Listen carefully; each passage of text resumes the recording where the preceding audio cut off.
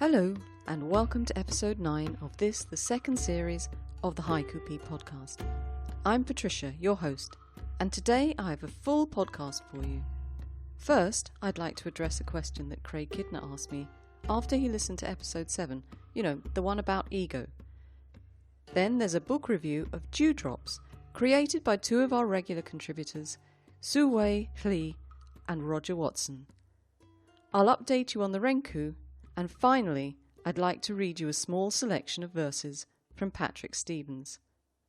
But first, congrats to Richard Bailey for being published in the Haiku Journal and Poetry Soup, and this is his from the Haiku Journal. Cloudless winter's sky, shimmering sun points on snow, sculpted rabbit tracks. And to Joan Barrett for her ekphrestic one-liner in Under the Basho. Door needs no tree to be towards the river. Congrats too to the many of you who are featured in this month's failed haiku. Carla Ramesh did a great job as guest editor, I think. And to those of you who featured in Craig Kidner's ongoing Haiku at Hand on the Haiku Foundation. All the links are on the show notes for you to have a read at your leisure. Now to Craig's question. It's a question that I've been mulling over for some time and was absolutely on the fence about. He asked, do you feel that we should confine ourselves to natural subjects, and if so, where do you draw the line between the natural and the man-made? Now, just like in episode 7, what follows is my current thinking, my opinion, and there's a little call to action at the end. I'm interested to hear what you think. Disagree, agree, just tell me. So in answering Craig, I wanted to cry out, yes, yes, yes!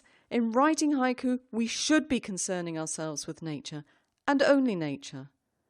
Why? Because selfishly, it's something I enjoy. But my argument went that, traditionally, this is what haiku was about. But then I started to think about, why was this the case? Now, as we know, haiku are derived from hokku, the first verse of a renku. To give this an historical context, we're thinking of a time period roughly before the death of Shiki, so before 1902. A hokku would normally have a seasonal reference and a connection with nature, even a connection between nature and humankind.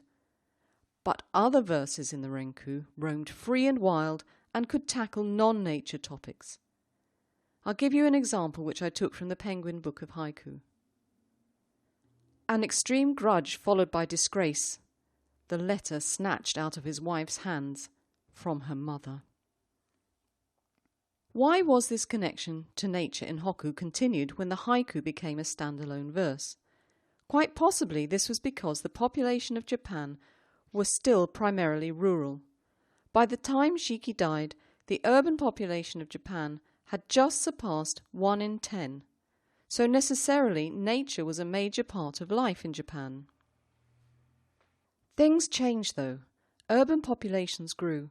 Haiku was introduced to the West. And from now on, I'm really going to talk about English language haiku. Seamus Heaney said, it's often through contact with foreign culture that the new possibilities suggest themselves. These new possibilities suggested themselves to Western poets who started to write what they understood to be haiku. Haiku in English, the first 100 years, cites Ezra Pound as the poet who first fully realised haiku in English with his work of 1913, In a Station of the Metro, which went like this. The apparition of these faces in the crowd, petals on a wet, black bough. Would Shiki, Buisson et al.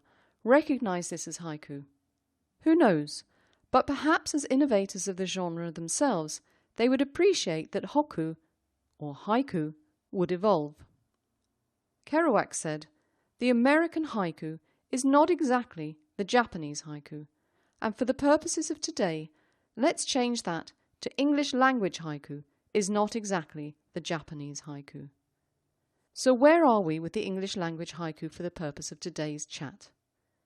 So far, it's changed culture, it's been written in a more urban society, and the form is an approximate of the Japanese haiku. Now I'd like to think about nature itself. The Cambridge Dictionary definition of nature is all the animals, plants, rocks, etc. in the world and all the features, forces and processes that happen or exist independently of people, such as the weather, the sea, mountains. But I might suggest that this is somewhat simplistic. Nature is affected by man across the globe. I don't think you can take man out of the nature equation. In our world, the number of instances of nature that exists independently of people are declining, if not extinct. To give you a couple of examples, our mountains, well, certainly mine, are affected by tourism. Hiking and skiing both leave their mark. And don't get me started on fracking. Seas, rivers and lakes have been polluted and cleaned by man. Some animals have been domesticated, and their habitats have definitely been changed by man. Plants and animals can be manipulated for man's needs and enjoyment, and I could go on forever. But if we acknowledge that man plays a role in nature, a central role, then I think we can make the next step and feel comfortable that we can write about other topics in which man has a role. So my conclusion would be that as much as my heart doesn't like it, my head dictates that as the world has changed, so too should haiku evolve and embrace subjects other than nature. There doesn't need to be a line drawn between nature and the man-made, as nature has become a man-manipulated thing. However, this is not a blanket permission to go off and write what we like. If we write about other topics, then should we not decide what the essence of haiku is? We all love the art of haiku. That's why I do this, and you listen, and I know it's what you feel because you feed it back to me. As lovers of this wonderful genre, should we not encourage experimentation, but within some sort of framework? To say to ourselves and others who join us, write haiku, but you should aim for this.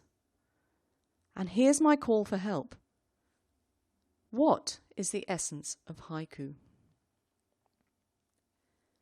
To kick off the discussion, let me give you some examples of non-nature haiku. This by Faye Ayagi. I'm not sure of the pronunciation, but it's written in the show notes. Thanksgiving dinner. None of us on this side are parents. Robert Spies. Intensive care. Dials fallen back to 0. Yu Chang. Bearing down on a borrowed pen. Do not resuscitate. And to counter that, some nature haiku. Paul O. Williams. Gone from the woods, the bird I knew by song alone. Gary Hotham. Clouds move in under the clouds moving out. Vincent Trippi. Finally it disappears, the cloud that fell behind. And Robert Bauer. Chill wind, the heart of an oak leaves the chimney. Do you recognize that both sets of offerings are haiku? And if so, what do they have in common? I'd suggest they have an aha moment. They have a sense of the poet being there and observing. They have a lovely simplicity, a lack of ego, and no saccharine sentimentality. I think that these things are more important than the topic on which we write. But let's talk. Tell me what you think. Send me an email via the website, and we can catch up on this topic in another podcast. Now you may have noticed that Su Hui Lee and Roger Watson have been a little quiet recently. Well, they've been busy putting their new book, Dewdrops, together, and it's now available on Amazon, link in the show notes. I was very lucky to be sent a copy to read and review. Thanks, Roger and Sue. Those of you who have been following the podcast for a while will know how much I enjoy their work. Both poets play with words in ways that make me think and often make me laugh and smile. Many times Roger writes verses with a haiku or senryu that I immediately identify with. We have a common cultural heritage, but I don't think this commonality is important for you to enjoy his work. It was a hard choice, but at the moment this is my favourite of Roger's. Peeing in the snow, not quite my full name. And one of the reasons I enjoy reading Sue's work is that often it opens a door into another culture, but it also shows that wherever you come from in the world, there is a universality. This verse will illustrate what I mean. At the dentist, I grind my teeth tight for a jab.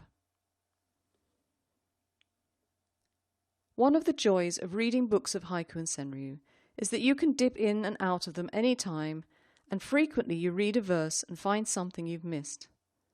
And I'll definitely continue to dip in and out of this collection. If you'd like to buy a copy, the link's going to be on the show notes. Just wanted to let you know I don't profit from any of the sales. Now to the renku. I have to say it's speeding along. I'm constantly amazed at the wonderful verses that you're contributing to it. It's fun to read verses from around the world and take leaps to different places and ideas with you. I'm going to just read it to you. I won't tell you which author did which verse, but my thanks at the moment go to Giddy Nielsen Sweep, Robert Horrobin, M. Shane Pruitt, Richard Bailey, Joan Barrett, Ricky Rivers Jr., Veronica Hoskin and Andy Sire. You can read it too, complete with the authors, on the website under the Renku tab. So far, it's just called Renku 1. Cold sun, aging reflections on orange snowflake. The world turns, a half-frozen ball. Over the hill, now I look forward to the sunset. In the valley, footprints in the dew. Water lilies floating among the stars, twin moons. A sedentary cat stirs the darkness. Outside the window, a bird sings to itself, catnap. Silent dawn. Eagle soars overhead. Cumulonimbus dominate the afternoon sky, Thor's warriors. Spotted mare snickering, the hiss of rain on warm stone. Human hordes riding white horses, Neptune's rage. Galloping calamity, a hard misty place called home. Thick fog, on the yellow brick road, the lion cries. Coyotes howl under the moonlight. Autumn dusk, feral dogs sight the hare. Sudden dust cloud thwarts the predator's ambitions. Sober atmosphere, finding perspective in the lilies. Just 5 more verses to go until it's finished. I'm really looking forward to its completion and to sharing it with you in full. But don't forget, there's still time to join in. Email me and I'll allocate a verse to you. This week, I wanted to read you a few haiku from Patrick Stevens. Patrick's an American living in France on a canal boat. He regularly sends me haiku to read, which don't fall into the monthly topics, so I thought it would be delightful to give you a small selection of some of the haiku you haven't had the opportunity to listen to. Here goes. The crows mock us all. They ponder great ideas while we build straw men. The lobster yearly leaves its old hard shell behind, time to grow anew. Glittering circus, all bright stars and sleight of hand, just smoke and longing. I hope you enjoyed listening to Patrick's work as much as I enjoyed reading them. Thanks, Patrick. And so I come to a close for today. Don't forget, if you have thoughts on the essence of haiku, please email me. And if you want to be allocated a verse in the renku, just tell me. Next time, it's a special podcast on the topic of weeds. I've got some cracking work to read to you, but if you've not submitted yet, you have until the 13th of May. After that, it's time to think about erotic haiku. Thank you so much for listening today, and thank you to everyone who helped me put the podcast together, to Craig, to Patrick, Roger, Suwei, and of course my renku poets. I hope you'll be back next time to hear some more haiku and senryu from the Haiku Peak community. Until then, take care and keep writing. And remember, all links will be up on the website poetryp.com in a couple of days. Just let me know if something is missing. And now I'd like to turn to Roger and Suwei to finish the podcast. Ciao.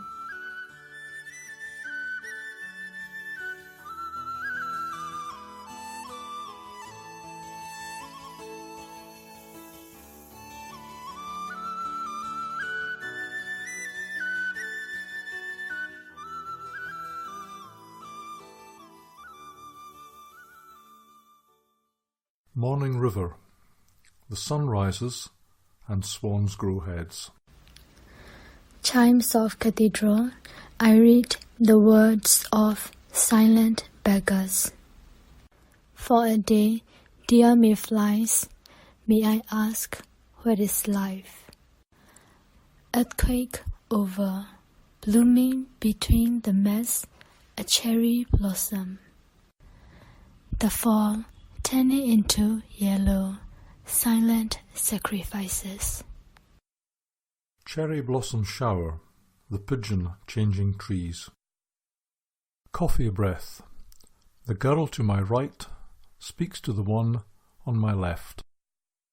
At the junction, only my mood changes, broken lights.